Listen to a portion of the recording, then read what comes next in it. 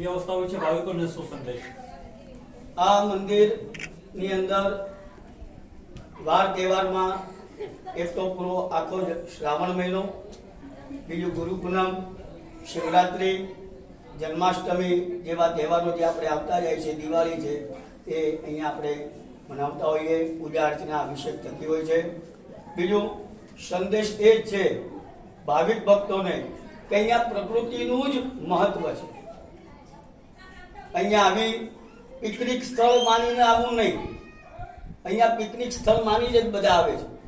એટલે આ જગ્યા સિદ્ધોની છે.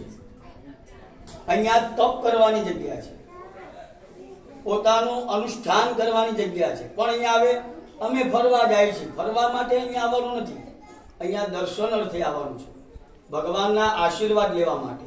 બીજું અત્યારે તો મોબાઈલ થઈ ગયા છે, મોબાઈલથી ફોટા પાડી પડે, ફોટા પાડવાનું બંધ કરી અહીંયા અડધો કલાક બેસી ભગવાનનું જપ, ભગવાનના તપ, ભગવાનની આરાધના કરો. તો એ ભક્તોને પ્રાર્થના કે આ જે શુદ્ધ અને પવિત્ર જગ્યા છે એનું મહાત્મ્ય આપણે જાળવીએ.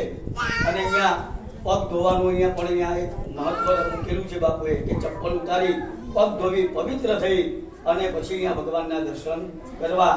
તો ભાવિક ભક્તોની એટલી પ્રાર્થના કે પોતાની આરાધના સિદ્ધ કરવા માટે અહીંયા પધારે એવી નમ્ર વિનંતી.